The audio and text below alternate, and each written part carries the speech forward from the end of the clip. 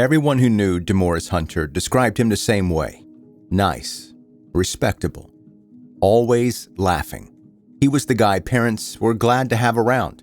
He was also a convicted killer who murdered 2 women across 2 states, stole the identity of a Washington D.C. executive to fund his life as a fugitive, and left the 13-year-old boy waiting 24 years for someone to answer for his mother's death.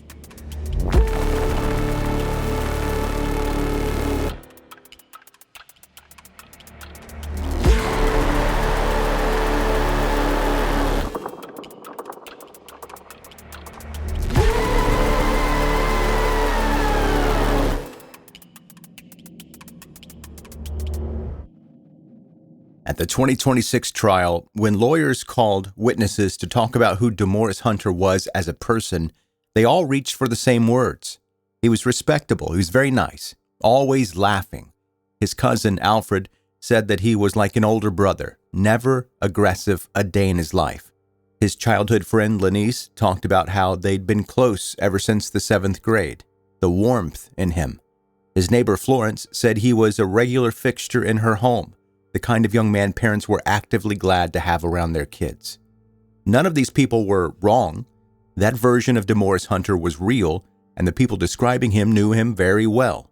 He was also a man who, by the time that testimony was delivered, had shot 3 people before he turned 19, served 13 years at Folsom for it, walked out on parole, and then murdered 2 more women across 2 states in the span of about 3 months.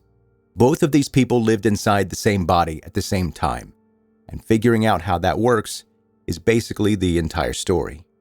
Demorris Andy Hunter was born April 18, 1966 in Oakland. Oakland in the late 60s through the 70s was a city under real economic strain. Industrial jobs were disappearing, communities were contracting, and the crack epidemic was still building towards something that was going to hit neighborhoods like Hunter's especially hard. His friend Chevron, who was essentially family to him, said the loss of Hunter's mother during his youth left a wound that never really closed.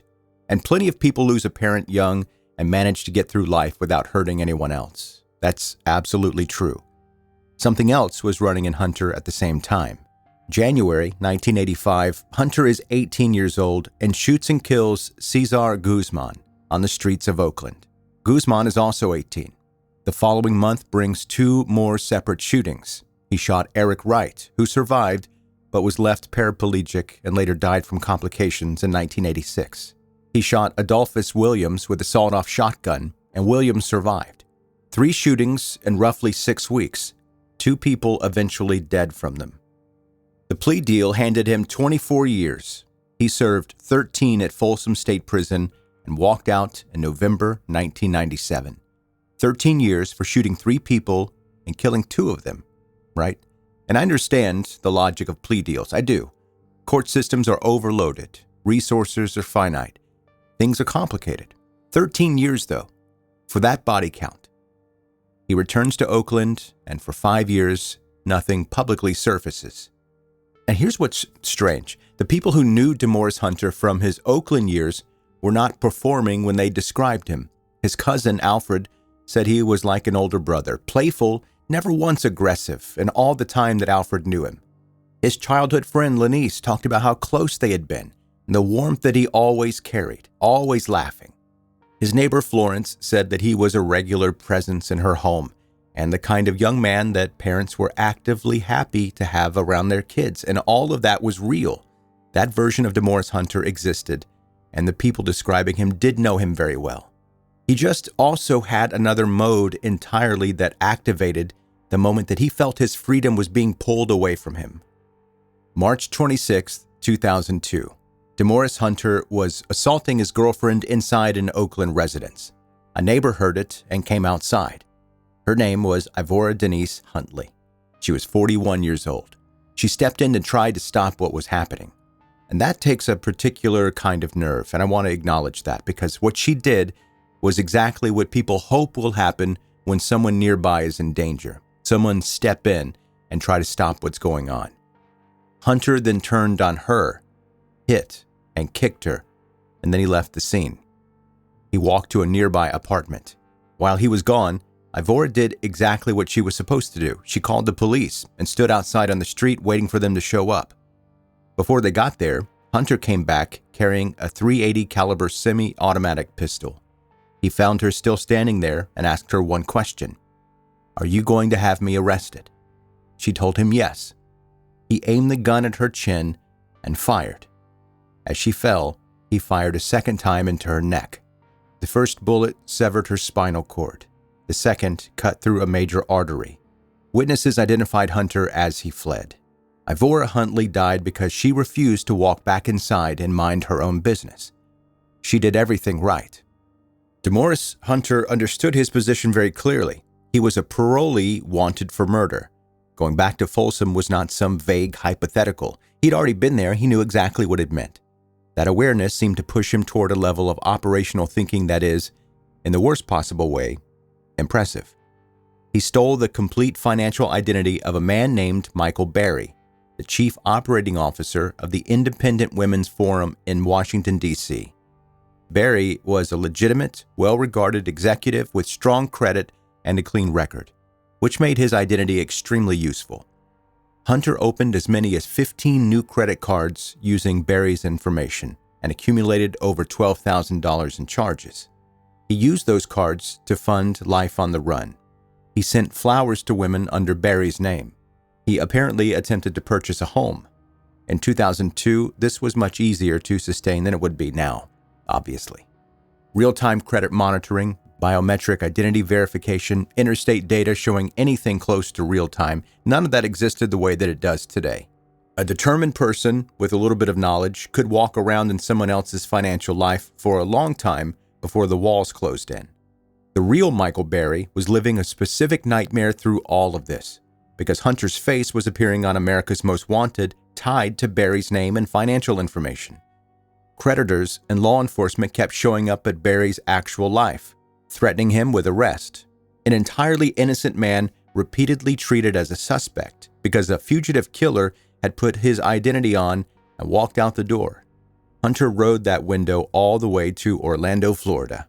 By May 2002, Demorris Hunter had settled into the College Park neighborhood of Orlando under a false name, and he moved into an apartment building where he met Theresa Ann Green. Theresa was 38 years old, a secretary at Florida Hospital, and the single mother of a 13-year-old son named Octavius Hayes. She was known in that building. She was a part of that community.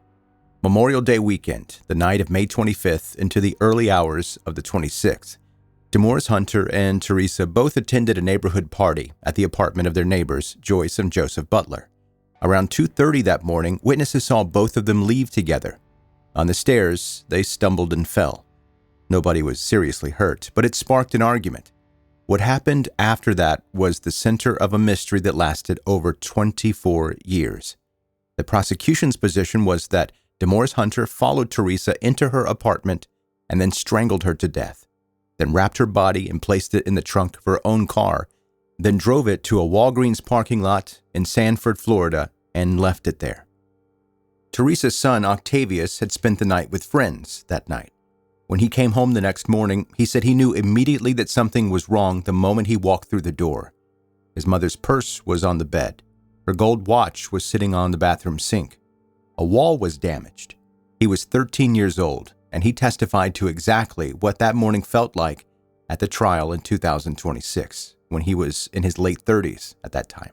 The fact that he could still describe every detail with that kind of precision tells you exactly what that morning cost him, and kept costing him for the next 2.5 decades.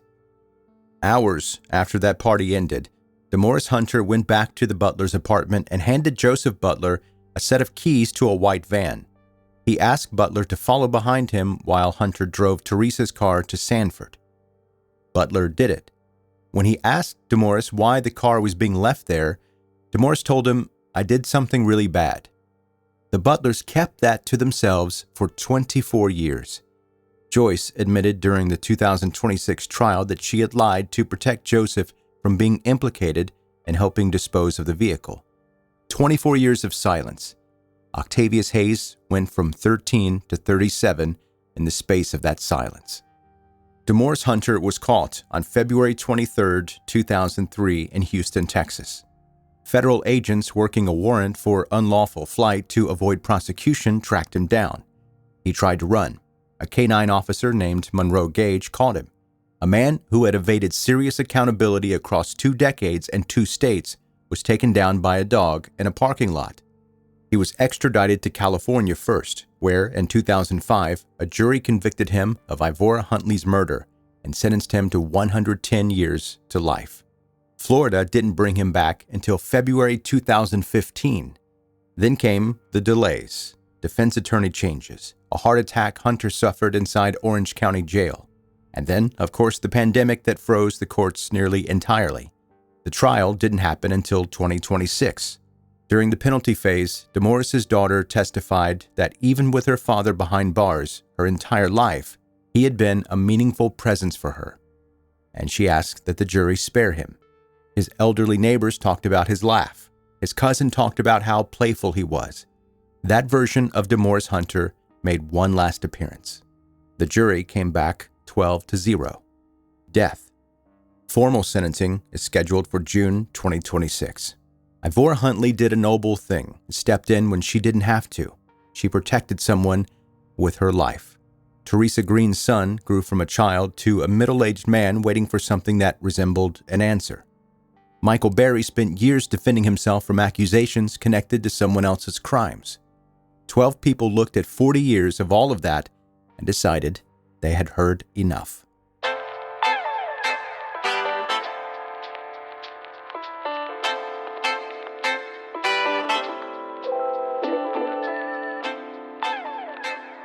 Thanks for listening to 10-Minute Murder, bingeable true crime stories.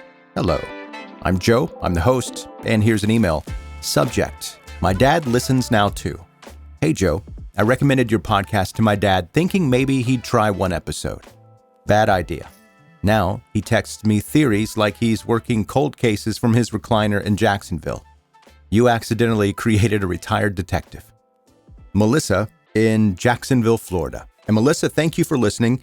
Thank you for sharing the podcast with your dad. And I'm sorry, every dinner conversation now is going to be awkward. It's going to be a little bit weird. I don't think there's any coming back from that. You guys are going to be sitting at a nice, fancy restaurant one evening, having a nice family meal, and he's going to start bringing up cold cases and serial killer files and whatnot.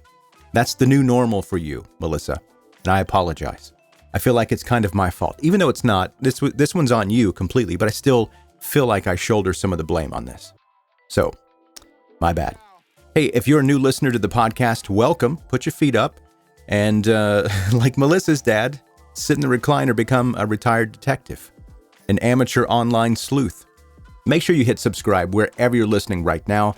Also go to 10minutemurder.com. You'll find links to all the things 10-Minute Murder.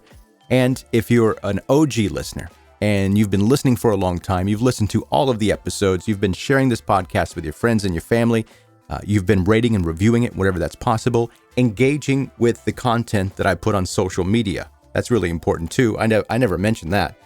But that's a big part of helping this show grow. All of those things that you OG listeners are doing, I see it and I appreciate it. And I love you for it. And that's going to do it. That's your episode for today. Thank you again for listening to 10-Minute Murder. See you next time.